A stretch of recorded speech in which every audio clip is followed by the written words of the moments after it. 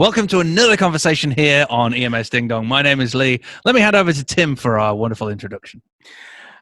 As Lee said, my name is Tim, and next to me I have Gideon Delayahu. Gidi, Well yeah, I was pronounced expertly well. Gidi is an old friend of mine. We're actually neighbors as well, but we also share similar territory in the tech space. Now, Gidi, you run a company called Digital Insights. correct. And today what we are going to do is we've invited Gidi along to help Lee specifically with his agency transformation live event. So the next little while, maybe the next half an hour or so, Lee is going to pummel Gidi with some questions about measurements to continue the conversation we've been having about good old ROI. So I think, Lee, Gidi, why don't you give us a little bit of background about yourself? And I was going to ask the same. I was like, well, why would I take advice off a guy I don't know much about? Exactly. Even though I've known Gidi for 10 years as well. But anyway, carry on. So I will explain. I will Okay. tell you about myself. So I'm coming from a background of IT, computer support, and then I drifted into data analysis in that space. And from there I drifted into digital analytics, which is the art/science/witchcraft, which is measuring what people do on digital platforms and trying to make sense out of the mountain of data that you get. So I work in that space, working with different companies of different size, from the RBSs to small startups. Yeah, that's awesome. All right, mate. Well, I really appreciate you coming on. To give everyone background and to give you some background as well, this year we did an event called Agency Transformation Live. So this was pretty much a bootstrapped first go to see whether or not there was an appetite for this sort of event. I run a podcast, so we've got this global podcast. We're getting about 12,000 downloads now a month, and that's growing as well, which is phenomenal. We've also got a growing YouTube channel, and our audience is design agency owners. So predominantly, these are people who will either do design and branding, or they'll also build websites. And the content that I create and the guests that I get on, we're all talking about how to improve your business, how to scale your business, and how to also improve your kind of work-life balance, how to get more time back with the family, because a lot of agency owners have kind of got stuck in a rut of, say, 18-hour days. So agency transformation was born out of the podcast and that, to get everyone together in a physical room. We've got a Facebook community of 3,000 people, and of that, we had nearly 100 people in the room here in Wellingborough, which was phenomenal, and we had a great event. The problem is, I very much not made it up as I went along, but just did what I felt was right, talked to a few event organizers, got some advice, and put something together which worked well. But then when I went to look at it afterwards, I realized that I knew nothing with regards to how successful it had been. I had not been capturing data that I probably could have been capturing. In fact, I didn't even know what data I should be capturing. So when I'm then selling for this year, I'm struggling to be able to say what the impact and what the benefits of Agency Transformation Live 2019 were. I've got lots of anecdotal evidence where someone said, oh yeah, it was amazing. I got 5 leads out of that, physically getting in the room, or, I completely changed my business model. So I've got a few like anecdotal quotes, but that's pretty much it. So I'd love to kind of get some ideas for 2020, mate, off you of, what sort of data should I be capturing? Where should I be capturing it? Is it on my website? Is it on social media? Should I be sending surveys out? Should I be stalking people? I don't know what to do, man. Got any thoughts? Where should I begin? Well, at the beginning. It's a very good place to start. So I think the beginning is to know what it is that you want to get out of it. Mm-hmm. So when you define the question, you can start looking for the answers. Okay. And the answers will be varied, and they'll be in many places. And our job is to piece it all together into a coherent picture. But the first thing to know is, what do I need to know? What would help me deliver a better event? What would help me sell the event better next time? So that's how I would tackle it. Basically, asking the basic questions about your audience, about your reason of being, really. And the problem that you might have, or that we all have all the time, is that there's some pretty big challenges in trying to find those answers. Yeah. So, and I'm going to name some of them because that's what I prepared earlier, but we'll make it fit into your scenario. Mm. And I think that would be a good way to work through them. So I think one challenge that we have in digital measurement is the problem of human behavior, and more specifically device breakdown. Mm. So we all have many devices, a laptop, maybe desktop at work, an iPad, phones, etc. Yeah. 2 laptops, 2 phones, one for work, one private, and we do different. Each one of them is fulfilling different functions and different activities. So if you commute, you might search for, scroll through your emails and find an email from Lee, and says, "Oh, that's interesting. I was going to do something about that event." And so you browse on your mobile to the website and do some reading. Then you get to work, or maybe you email yourself that, or remind yourself from your mobile, open it up on your desktop at work. And that's, in all intents and purposes, a different person in a different session, to be more technical specifically. And we have this problem of piecing together all those bits of information. And so we will never be able to expect, or we will never expect the same level of conversion rate, for example, for people on their mobile doing their research than as compared to people on their desktop at work, or in the evening, finishing off different bits and pieces on their iPad. We'll just expect different behavior from them. And we need to remember that. Another problem that we have is bridging the digital and the offline worlds, so the online and the offline worlds. So we've gone past the marketing stage. You have an event, it's running, you want to achieve certain things in this event, and even if you define them, so I want people to participate, I want people to make at least 3 important contacts. The question is, how do we measure those things, and how do we match them with the other data set that we have about the marketing that we've done? Because I've got my Google Analytics over here. I've got my audience over here on social media that I've created as well. That's in the social media retargeting audience as well. And then also have the physical attendees whose conversations I have no view of or what they did. So there's all these disparate pieces of information.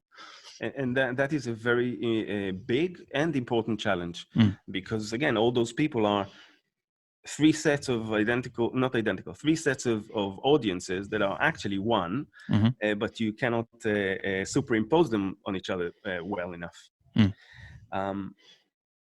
Another challenge that we have is the challenge of resource, both money and human resource. I think you'll find that it's probably the top 5% of company in the industry that actually go for it, have the appetite and the money to do some cutting edge experimental stuff, like stuff that were talked about in the other sessions about ROI, which is really exciting and we can learn a lot from, but we cannot do it ourselves, not on a shoestring and not in the time that we have. So we need to learn to work lean and cheap, really. Yeah. And saying all that, at the end, we have a case of data overload. Got a lot of information. What the hell do I do with it? We call it analysis paralysis.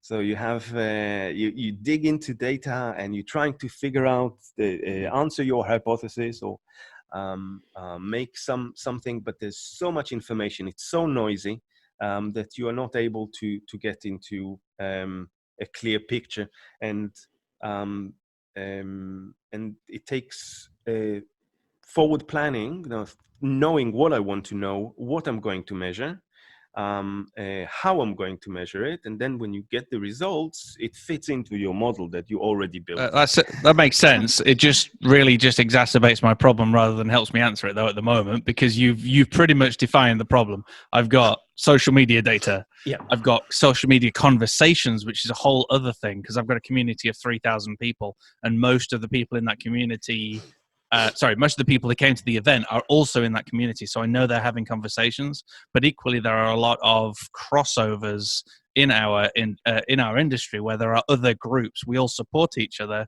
so people are having conversations about my event in those other groups. So these are private Facebook groups for a start. So I know there's a lot of conversations going, and I don't want to be a stalker necessarily and go and see what's going on. And I don't even know what the potential privacy, I don't know, issues might be around that, but I know there's all this stuff and all these conversations going on over here. For me, I've got the retargeting, I've got my my web audience as well, I've got my podcast audience, I've got all these data sets. Now, for me, with regards to the actual event, I want to know, I want to know if we're being talked about in a positive way. So that's one thing I want to know. I want to know if the people who attended, you said earlier, made important connections. And I also want to know whether people took action. So they're kind of the three key things that I'm interested in doing. And I'm not really sure how I can pull that out of either the data or ask the right questions to then get that information. So I think the answer to some of your questions is nothing to do with technology and applying complicated technology, but with behavior and engineering, social engineering. So you want to make it valuable for people to tell you more information, to give you that information. And you can facilitate some elements by finding a nice solution, a technical solution. But a lot of it is about them willing to, or wanting to, or even having to provide you with all the information that you need. You don't want to know everything. You just need sort of, you need to have an identifier, a user ID, let's say, that would help you match everything together. If we think about the scenario of the actual event, you want to know who goes into sessions, for example. So when you print out name labels, you can put a barcode or a QR code and scan people as they go into a session. But you design a situation that makes it worthwhile for them and motivates them to give you information. So for example, if I want to do like a post-event analysis, I've got my email database of everybody who attended 2019's event, and I missed out during the event on capturing some information there, which I can change that. I can make that easier for 2020 and also incentivize that. But I could still incentivize a survey right now. It's been 6 months since the event, so I could do a 6 months later. How are you doing? Did you take action? Win an iPhone if for everyone who responds to this survey. Absolutely, free stuff always helps you do stuff. Get people to participate, to engage. So all is not lost. None is lost. That's good. Okay, maybe some is lost. Some is lost, especially that happy feeling at the event, because that's the best time now. Isn't it? I mean, I'm doing a bit of marketing piece here. What you can do now is create expectations for the next event. Say we're building the next event. We want to improve it. We want to know how did it go? What can we do better? Just put a spin on it. But that's okay. I don't want to know what I did wrong. I'll cry. You do want to know. I know I do. I'll be like, how rude.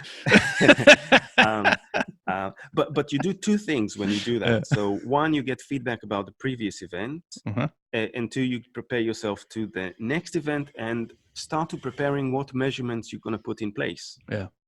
And you have to bake those measurements into your event planning. So there's no point going 6 months later, but I wanted to know this and that and that. It's better to do 6 months before. I'm going to measure how many contacts they made after the event, after 3 months and after 6 months. Yeah. How many deals they got or how many leads they received from each other. You build a plan, a measurement plan, and you put it in a timeline to say during the event and follow up, and you monetize each and every outcome. So I remember you saying you got some anecdotal evidence, and that's not very quantitative, it's more qualitative data. But you can put measurements that would help you sort of process the whole thing and give a sign of value to each of those outcomes, even if it's fictional value. So you can say, people that made 3 contacts, I don't know, on LinkedIn at the event, that's worth £2 for me, or just 2 something, 2 whatever. People that retained those 3 after 3 months, or made more after 3 months, whatever, however you want to measure it, that's worth £6 for my event. Or whatever value you want to assign according to your world, the world that you're in. Because I'm not entirely sure within the agencies how much value you'd like to put on it, to yourself, value that you can attribute later on to your success or to the success of the community. How you judge it is your call. But the moment I think what you're saying though is it's important to be able to attribute something to those. So and to attribute whatever that is based on what I know of the industry and what I know of the value of those sorts of connections. So I know for a lot of the people those connections were very important, because these are all agencies who are potentially competitors, and yet a lot of them have been able to form relationships where they're passing business between between each other, etc., or supporting each other. So the supporting each other still has value. I'm not paying for a consultant. I'm actually getting some free, or I'm providing consultancy between the two of them. I know there are people who are now partnering together and working on things. So there is value there. Yeah, there is value, and you or your or any event organizer is the subject matter expert for their industry. And me coming from the outside, I cannot tell you how much value you should put on it, but I should tell you that you should put value on it. And then when you come back and look at your ROI, I'm sorry to say the word, the R word, but now you have data to put into your your return on your investment. Yeah. Instead of just sort of having a good, I've got a great feeling, it was a lovely event. Put some numbers behind those feelings. Yeah. See, that's interesting, because I've got tons of videos. So we had a roving camera guy and we did a show reel, and we've got tons of videos of people saying it was a great event and there was good feeling and there was excitement. And I was goofing around in some of the videos as well in the background. So it really helped create a fun event, because obviously anything I get involved with, I'm usually being a goof. But what we don't have is that ROI, the value metrics, etc. But from what I can see here, what I can do is I can send out a survey, 6 months later, we want to do a review and we want to improve next year. Now, most people who came last year, I say most, 60% of the people who came, that's a good return rate, though, are coming again. Yeah, so we sold 50% of the tickets on the day for the next year of the room, and then a further 10% of the room later on have then since bought tickets, and then obviously we're selling other tickets as well. But I've got, I've got a lot of people there that I can message who came to the event and say, we want to improve on next year's event, but we also want to know where you got to. So for us, so what we did was we had 5 stages of transformation that we wanted to explain to people in the event. So we said, look, in your business, you are at one of these points. You might be just trying to work out your identity as a business. You might be trying to understand your value. You might have those 2 nailed and you need to work out what your platform is, i.e. your marketing, etc. Maybe you've got all those 3 nailed, but you now need to improve the output of your work so you can be more efficient, etc. And then finally, you might be looking for growth, which is your future, which is scaling. So there was those 5 stages, and we did an introduction and we tried to help people work out right at the very beginning what stage they were at. And then for every single seminar that we had, we were saying, right, for this seminar, this is going to bridge identity and value. If you feel like you're at that stage, listen carefully. So what I'm interested in finding out, I think as well, 6 months later, so it's a good opportunity to do this, is to say, hey, where are you 6 months later? Are you still on the one that you said you were at, or have you moved up a level? Because then we can attribute some value to that. From what you're saying, that that's going to be some really valuable information and something that we can then show. If we show that, I don't know, 25% of our audience moved on a level, that's going to be amazing. Absolutely. I think so. What you're getting into is a concept of lifetime value and concept of segmenting your audience according to certain attributes. So you've got 5 categories of participants. So you want to capture that information, attach it to an individual, and you don't have to name them by name. You just give them an ID. Yeah. And then when you do your analysis on the audience, that 25% were in this section and that section and that section. But now you know this about those people, and you can target them differently in your marketing, in your emails, you can create a different, I mean, your audience is quite small, and you can reach out to them via your social community. So you don't need to pay, to put ads out there or on social media or on search engines like Google ads, etc. But if you did need to, then you'll have a more segmented, targeted audience that you can reach out with a relevant message. There's something very important about reaching out to people. It's really, really critical. So I was going to talk about doing small bits very well, because doing the whole thing very well is scary. It's huge. You don't know where to start from. Well, that's where your value thing came in, right? I now realize what you're talking about when you said attribute £3 to something or £6 to something. It could just be literally 3 or 6. If you had a scale, say 1 to 6, because you can measure so many things. But if you make a wish list, I guess, then of all the things that you could possibly measure, and then just rank them 1 to 6, then you've got a priority list of the things that you're going to work on. Okay. Absolutely. Yeah. Okay. So you've got a priority list. You know what is important to you because you planned it 6 months in advance. You've got your targeted audience according to what's important to you, and you're reaching out to them. Now, one of the things that I wanted to talk about is to do small things very well. And one of the things that tons of companies are failing at, it's prevalent everywhere, is tagging your outgoing communication properly. So when they come back to your website, and I assume it's a website because most registration will be done on a website, you know exactly who they are, what message you sent them, how did they respond to it. But what happens is that in I don't know, huge amount or huge share of the activity, of companies, is the messages they send out are not tagged correctly. And when people come back to the site, they don't know who they are. They don't know what message they received. They cannot track or to check what was the return on the investment on this ad. There's various technical reasons for that, and I'm not going to go into them now because that would take another session easily, and it's slightly off topic. But it's really important to do that well. Another thing that you can do well is to make your registration really smooth, really easy. People are lazy. People want to just sign in with Google or Facebook. With regards to tagging people properly, then, I will send out an email campaign, for example, and I know when someone's clicked on something, but then that's essentially it. I don't know at what point, I don't know if that converted them without me having to go and look at a different data set at some point. So I would then have to cross-compare all my email campaigns, see when that person via their email clicked on that campaign, and then hope they registered with the same email to see what the success rate of that email campaign was, for example.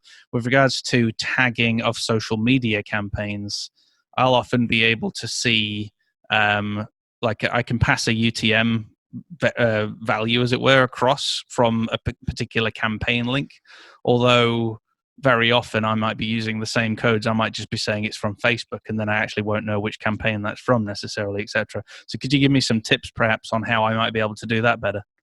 So there's a couple of things that you mentioned there. One is the problem of having data on different platforms.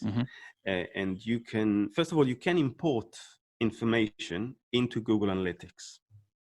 So that wasn't the case for many years, and now for a few years now you can do it quite simply. So you can download the list of your, again, you need to have the key, a user ID that would be unique to all those data sets, and you can get this information into Google Analytics. And then when they go on your website and register, you know what email they received. Mm-hmm. What email they responded to, what email they clicked. Some of the systems will, of the platforms will have that integration done more easily through an API. Some you can just use a spreadsheet to do that. Mm-hmm. So that's one of your options. When you were talking about social media, that's a minefield. Email as well to some extent, because what happens is when you, if I send you an email and you open it within a browser, if you don't have tracking code, if you don't have UTM parameters, and I open it on my Gmail in my browser, I go to your website, it tells me they came from Gmail. If I use a Mail or Outlook, so any app or on your phone, then the traffic, if it's not tagged correctly, Google Analytics will say it's direct. I don't know where they come from or what message they got. That explains then why I'll often get like very high direct access level inside of Google Analytics. Sorry, and I'm like, two why? more reasons. There's two more reasons for that. Okay. Possible reasons for that. Yeah, because I'm like, why do people just come direct to my website? How are they coming here? Are they finding me? But then my natural search elements are not that high, so I'm always wondering why there's a big disconnect. And what you also might find is that this direct traffic has a very high level of new users, which doesn't make sense because new users, they shouldn't come to me. I'm not a known brand. I'm not Adidas. I'm not Apple, whatever. So there's two other reasons for that direct traffic. One of them would be what we call dark social, which is those people opening your website in-app, browsing in-app. So if I'm on Facebook or Twitter and I open a link, again, Google Analytics, if this link is not tagged correctly with the UTM parameter, we'll consider it to be direct. There you go. That's exactly right. Because I'm looking at my phone now, and if I click on one of the links that I've shared, so that's one of the episodes I've shared, I click on that, that opens within a browser that's not actually logged in, because my Chrome is logged in on my phone, but I would have to click open in Chrome for it then to kind of recognize and register that that's me. And I'm not sure it would in that scenario, but that's a bit more complex. It's not you're not the But if I'd have tagged the URL, then it would have, URL, because there's unique identifiers in there, isn't there? Absolutely. Yeah. So that's the other case. The last case is redirects on your website. So you send people to a landing page, and then it redirects to another page. And if the redirect is not configured correctly, you lose that information. Yeah, if you don't pass the parameters with the redirect as well. Yeah. So that's to do with direct traffic. So that's something that can be done if you are rigorous about it. So what I advise my clients is a spreadsheet that I prepared, and you keep track on all your outgoing messages. It's basically any link that you put out there that leads to your website should have a UTM parameter, and it should be systematic, and it should be friendly, user-friendly. So when you look at it later on, 6 months later, you know exactly what user, what is the message, and what's the campaign, and what's the method that you send that message out. And I could also kind of tag. So if I'm doing a systematic tagging as well, I could also, if I'm doing a particular campaign that is all around one of those stages of transformation, then I could also then segment that data in essence, couldn't I? I can see these campaigns were with regards to the identity track or the whatever Absolutely. track. Yeah. I mean, that's more to do with a good naming convention. Yeah. Rather than the act of tagging, but that's part and parcel of the whole that effort. makes sense. Okay, right. So let me recap so far where we're at. So I have an event. I've done this event and I didn't really track much information. So I've recognized now that I've not done things like the UTM parameters. So I've not got much tracking on that, and I can change that very easily. We've got all these Facebook campaigns, so I can update those. I can do the same in my email links as well. I can add parameters in there, and I can check my redirects with regards to making sure that parameters are all passed on, which is going to help me then when I'm looking in Google Analytics. So that's very simple stuff that I can very quickly fix. It's essentially I'm using all the technology, but just by introducing better naming convention and actually being anally retentive about using UTM codes, then that is going to highly improve my data and help me to start to join information together. So I've got data here, here, here, and here, but because of those parameters, I can start to merge everything together. So that's really helpful. The other thing I've learned as well is that before I start out with any event, I should know what I want to find out and what I want to measure so that I can put things into place. And then finally, the other big thing I've learned is that all is not lost.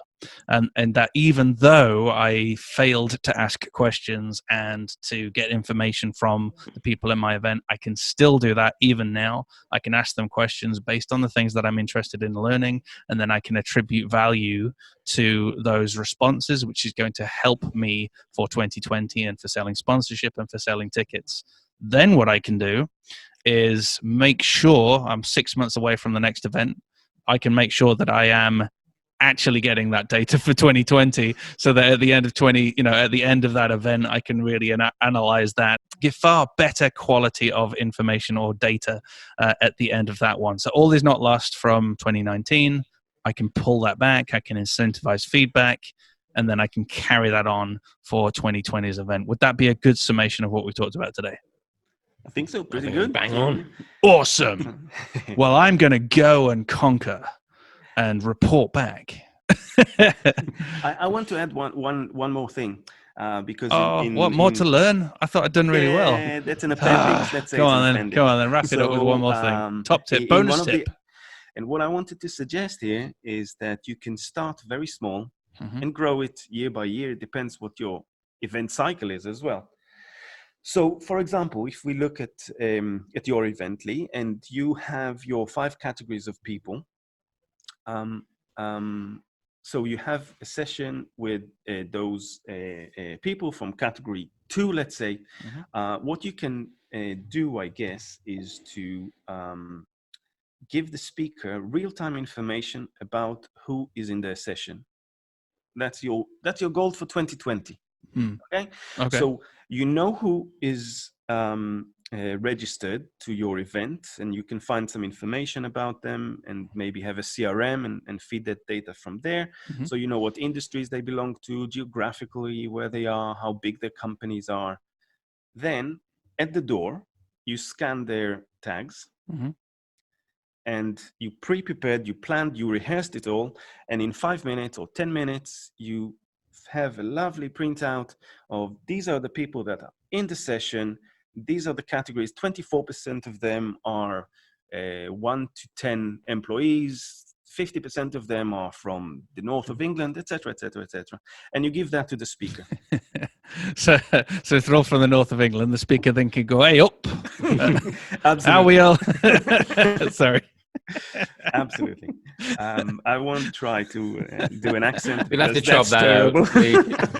You can't chop that out. That was classic. No, leave it in. Leave it in. So you give them real-time information about. Sorry. Come on, people, pay attention. Sorry. You give them real-time information about who is in the session, and they can use it to have a better session, more engaging, examples that are relevant, etc. That would have actually been great. So I spoke at an event the other day, and we were talking about Salesforce and about the process of implementing your CRM. And I was talking about it from the concept of quite a large company that was implementing Salesforce on a global level. But because I had no idea what type of audience I was talking to or what the ratios were, I didn't really know how to make my examples relevant. And I think the one person who responded the most was the person who was also from a large corporate, and then they came and spoke to me afterwards. But I then since found out afterwards, talking to a couple of other people, that they were from much smaller companies. So although the ethos of what I was talking about was helpful, it didn't resonate with it as much because I didn't actually have that much of an understanding of who I was talking to audience level. Their engagement in this session, like 95% of your audience, let's say, their engagement was harmed by this. Their attitude about the whole event might have changed. Their ability or willingness to make other contacts afterwards. it's other whatever you want to measure in your overall event success category. But what I wanted to say is not just specifically this is something you can do, but this is something you can do, and next year you can do a little bit more, and the year after you can do a little bit more. So if we gave them real-time information about who is in the session, next time you rehearse that, next time you do who is in the session and how do they register. Add a little bit of data and just keep building build it a up. small thing that works and make it bigger and bigger and bigger. Yeah, that's my No, that's really good. send off. Well, that's so there's two things in that. Number one, a lot of us are all smaller event organizers. We don't really have the budget, the time, the resource, the capacity to go all out. So add one extra thing each year and build up. Keep it simple, do it well, and then just keep building on that, I think is helpful. But equally, that whole audience thing that you were using as the example was another aha moment for me, because I already do that with the podcast. I already understand my audience of the podcast, which means I talk to them very specifically. You know, there is a big chunk of people who are on their own who use contractors, and then there is a smaller chunk, about 30% of the audience, who have a team within their agency, etc. So I understand how to give the right sorts of examples. So that was really helpful as well, and that's definitely helpful. That will be something that we do for 2020 for sure, because we already have a good idea of the types of audiences. So that's I think you challenged me to do it anyway. So I accept your challenge. Excellent. I accept your challenge. Well, I think we're pretty much coming into land because we've learned way too much already. Tim, I think you should kidnap your neighbor more often to come on this show, because this has been really, really helpful. I would love to talk to you again, Gidi, if you're up for it in the near future, to ask you more questions and also to review how far we've gotten from your advice, if you'd be up for that at some point. So Absolutely. Fantastic. And before we wrap up, Gidi, can you let us know how we can get in touch with you? Yes, so my name is Gideon Delayahu. I run Digital Insights, which is a bespoke digital analytics agency. And you can find the details with the podcast, I believe. You can. We'll even put a tracker on it for you. We'll put a good UTM parameter on there, and we'll pop his link. So check the notes, and you'll be able to go check out Gidi. I'm not going to say his last name. Cheerio, folks. Bye. Bye-bye. Peace.